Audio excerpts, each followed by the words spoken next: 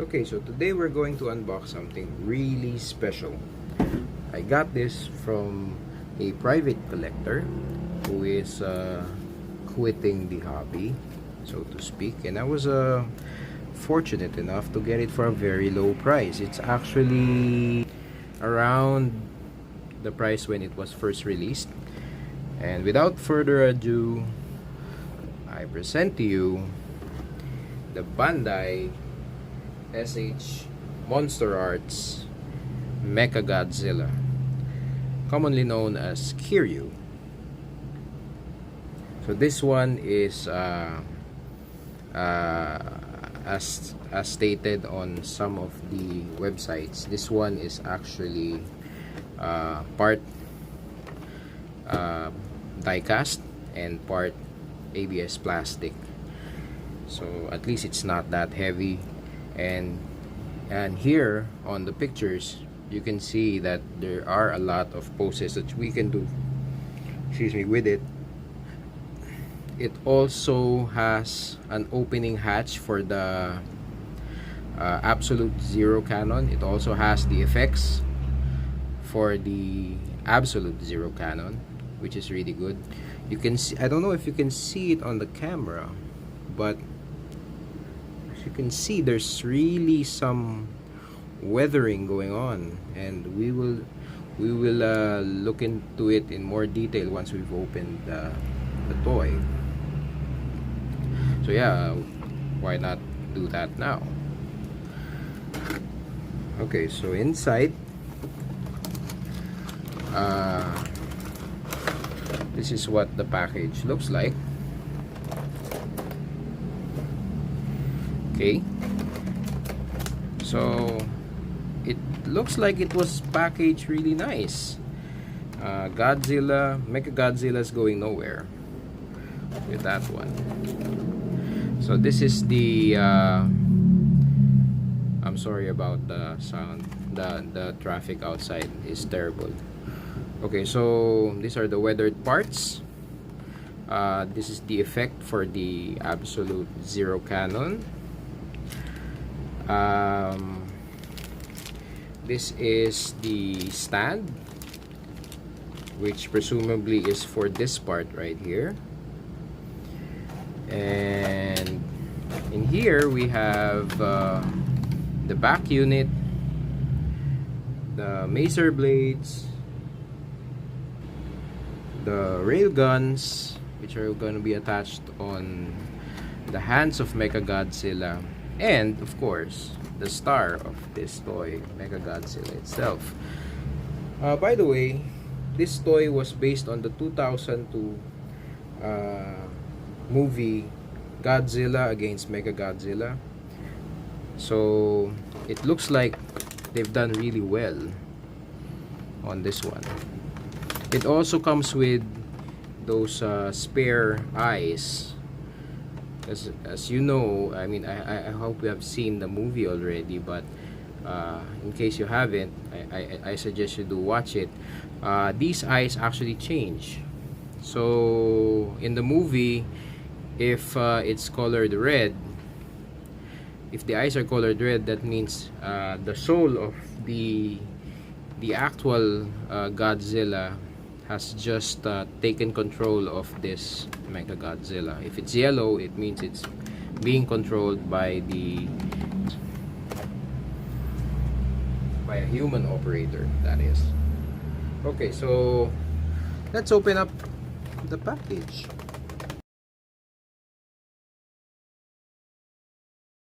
So here,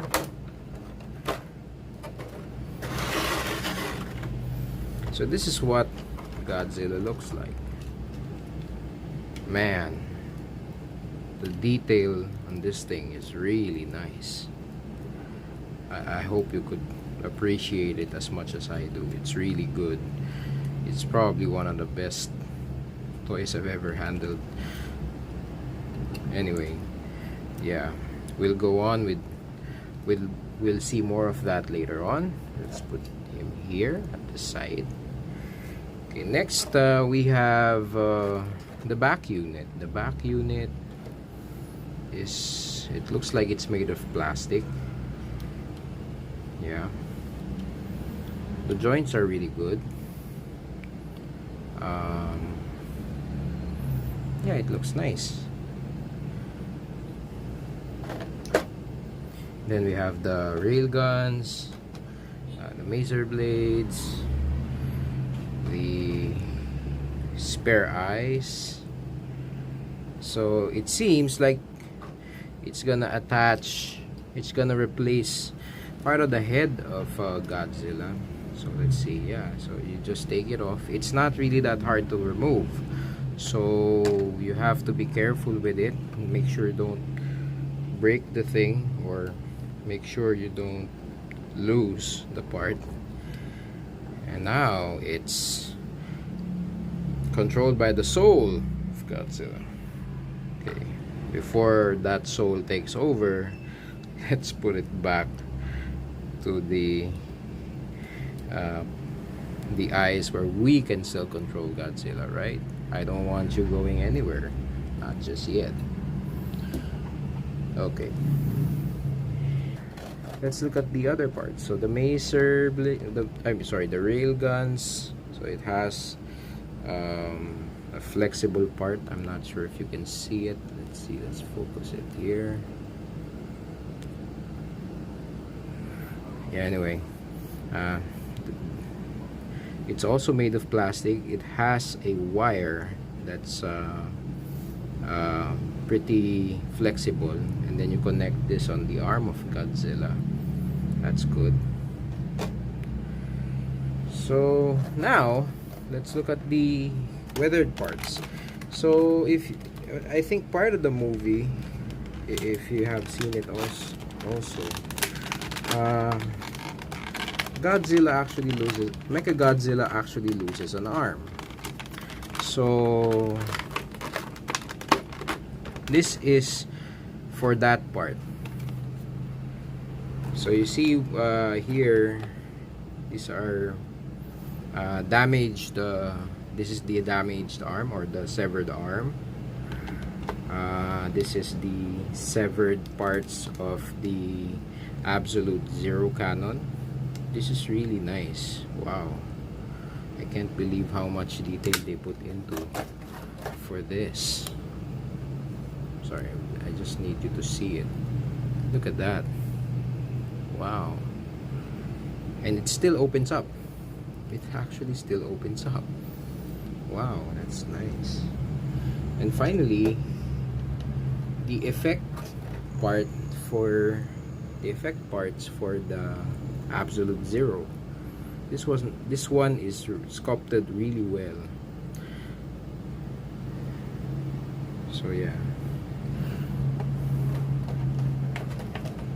Okay, so now we will go and try to assemble Godzilla on his combat mode. But before that, I'd like to show you some articulation of this thing. Okay, so the head moves up and down a little bit. That's as much as it goes. You don't want to go further. Okay, that's a side view of the most it could go. And then it goes down. That's the farthest it could go also. Okay, it also moves side to side a little bit, not that much. I don't think it will make much of a difference. Then, and most of it is the neck action actually. And then it also moves side to side. So that's the most it can go as well. Okay. The mouth reveals the teeth of Godzilla. So it opens up and shows you that level of detail, which is really impressive.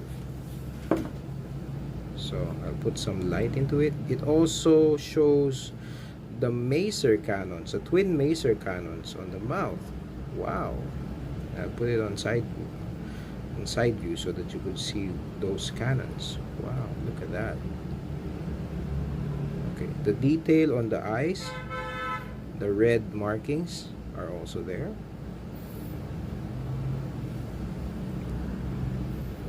Okay, and then let's move on to the chest piece. The chest piece is, as mentioned on the box, shows the absolute zero cannon. So if when you open it up, it shows you the absolute zero cannon, and lo and behold, it does.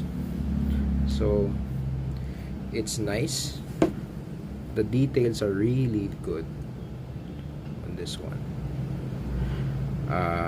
The hinges on that hatch to open and close it is not really that loose, so it's really gonna hold its pose. And the details, wow, it's really good. There's also a marking on the breastplate, which is the designation for Kiryu, which is MFS3. That's also consistent with the movie. And then going on with the waist, okay, there's pretty good waist movement on the waist. The arms, they can go all the way around. Okay, the arms go all the way around.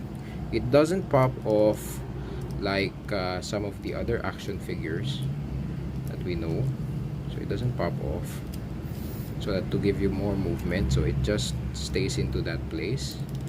It also has some up and down, side to side movement, a little, almost negligible. And then the forearm moves all the way around, moves up and down, moves side to side. The other one also moves all the way around, side to side, up and down. Okay, which is good. The hips, well, that's part of the waist movement. So now we'll go to the legs. On the legs, there's like a tube here that actually moves with the leg. Okay, so it has a little front and back movement, enough for you to do some walking poses. The knees, there's also a part here that moves with the knee, which is really nice. So it moves all the way up to here, and all the way to the front, like so. The toe is actually ball jointed also, so there is permissible movement, enough for you to stabilize the thing. Moves all the way up like that, and then just goes down until it's flat on the ground like this. And the same goes with the other leg. Okay, now on the tail, this is really impressive. Look, there's actually some movement on the tail. You can actually move it, and it's actually made up of several joints, so you can actually pose it with the tail, which is really nice. Okay, and then there is this waist fin that just it's really not fixed, so that it allows for more of that waist movement, which is good. So at least you don't damage the part while you're posing it, which is nice. And yeah, this is really cool. I mean, the weathering parts that we saw earlier, it's right there. I don't know if you can see. It's right there. So this one is really cool. Okay, so also on the leg, there is a hatch that opens right here that reveals the thrusters. So that's on both legs. So it kind of explains why there are some withering going on at the knee area. It's probably because of the burn marks from the thrusters. So that's really a nice touch. Then you have the thrusters at the back. I don't think it moves. Oh yeah, it does. Okay, so the thrusters actually move up and down. Okay, so you can post that as well. So yes, that's Mechagodzilla for you. Okay, the box also comes with a set of instructions that details how to assemble all the parts with Mechagodzilla. It's in Japanese, so it's not okay, so it's not in English, but it's I guess it's easy to follow anyway. So, and it's just a few parts, so I'm sure you guys will get the hang of it. Okay, so now let us try and assemble Godzilla with all of these parts that he has with him.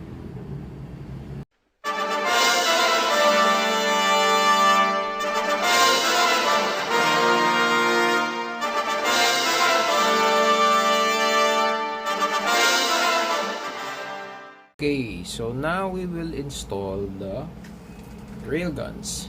The railguns should be attached right there.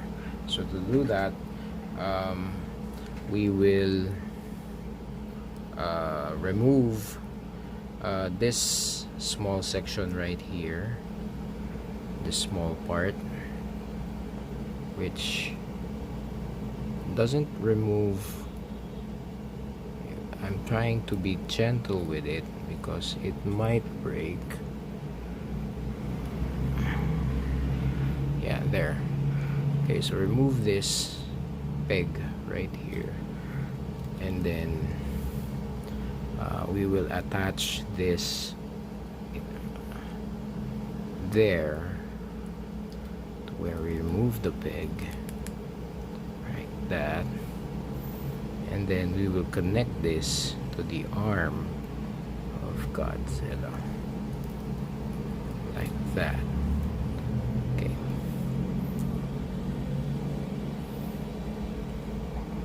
Looks good. Well, it doesn't really attach completely, but I mean, you have to hold it, this part, because it's the only thing holding the gun. It's good because it's not going to damage any part, but it could easily fall off if you hold it at the front. Okay, so there. So now we will attach the other one same way. Remove the peg and then insert the one that comes with the railgun, and then connect it to the arm, and there you have it. Okay, so now we will attach the back unit. So to attach the back unit, the instruction says that you have to remove some of the fins on Godzilla's back. It says here it's this one, okay, and then this one,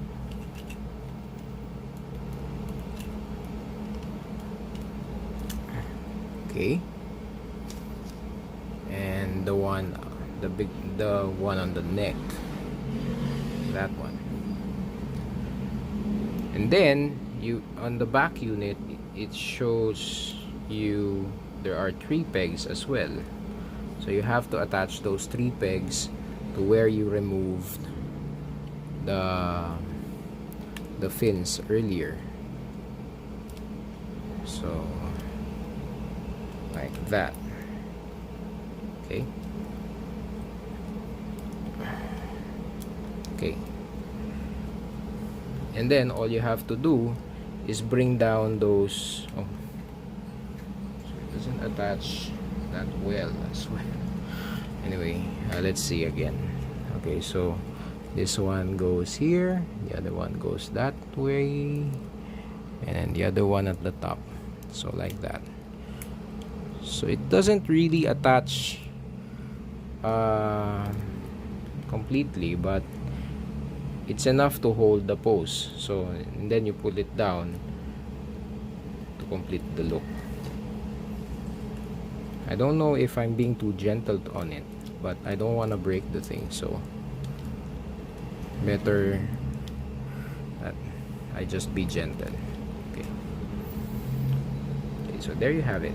So that's what the backpack, the back unit looks like. Okay, so now all we need to do is to install the mazer blades. So to do that, on your railguns, you just have to slide it up all the way. Well, that's it. It doesn't really slide all the way, but at least partially, like half of it slides in. Like, oh, it does. Okay, so it does slide all the way. Maybe I was just too gentle on this one. So slide it all the way, and there you go. I'm not sure if I can show you, but at least for reference, yeah, let's do that. See, it goes all the way inside. Okay, so this is what Kiryu should look like.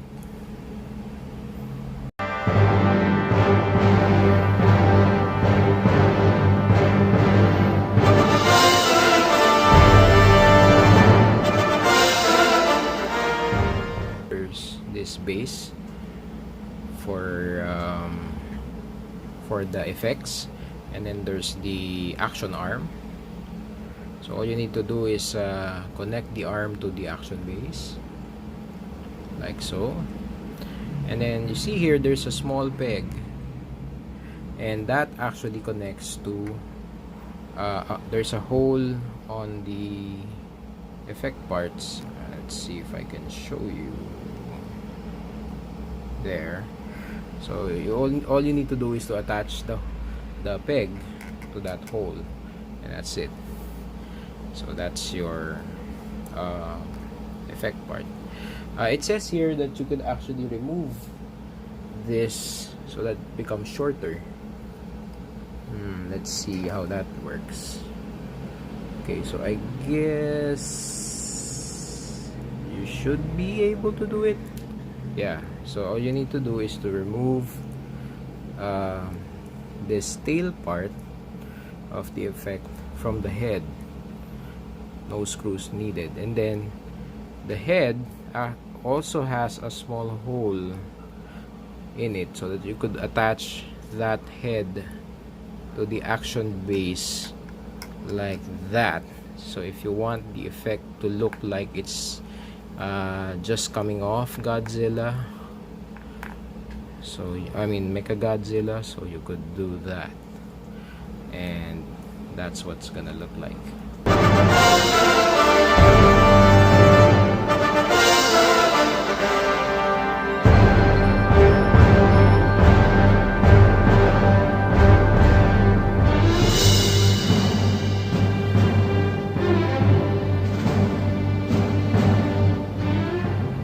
Okay, so now we will install the damaged parts. So to do that,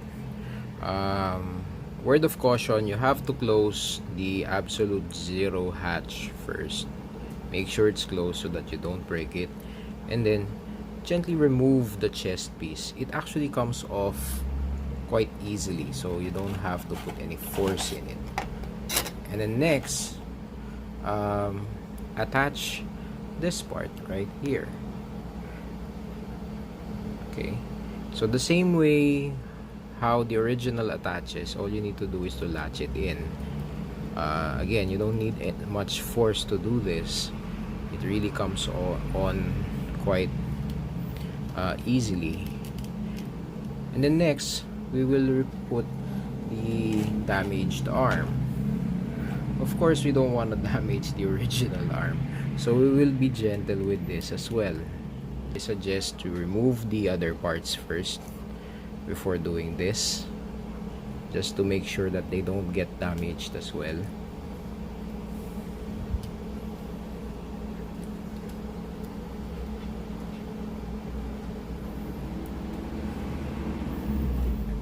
Okay, now let's do this.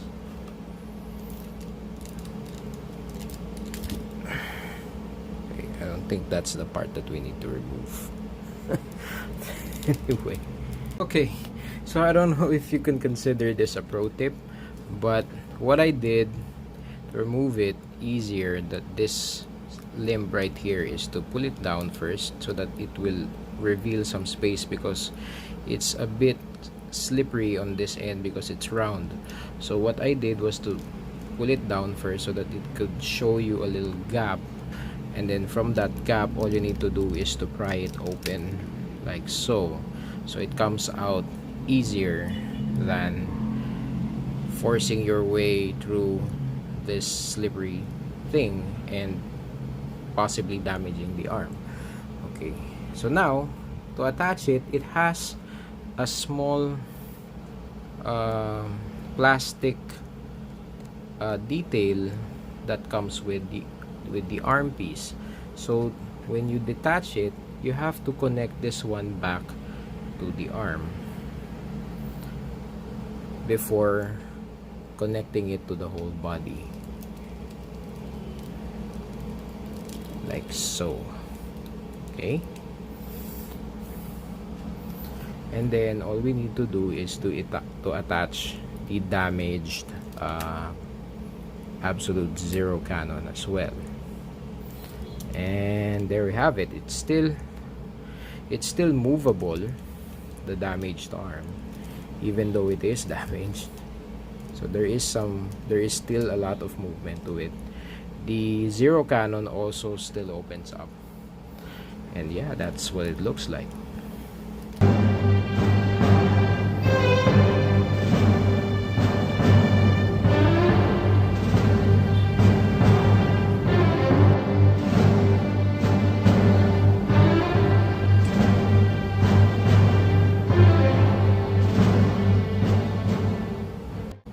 Alright, now that we have that out of the way, the last thing to do is to attach the alternative eyes that comes with the kit.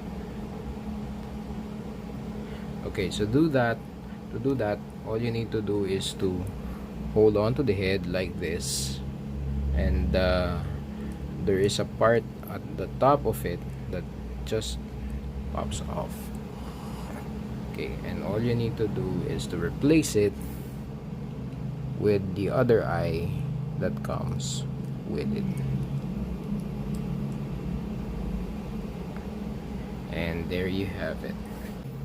Okay, so what do I think about it? It's by far the most detailed, the most beautiful toy I've ever owned. It's that good. The parts are really nice. It's really detailed. The articulation is great for what it is. Of course, you probably wouldn't expect so much movement from the actual the Mechagodzilla anyway. So this one is really nice. Overall, I would really say that this is one of the most beautiful toys I've ever held. Of course, there's always gonna be a downside to it. Some of the parts, like the attachments, they easily fall off.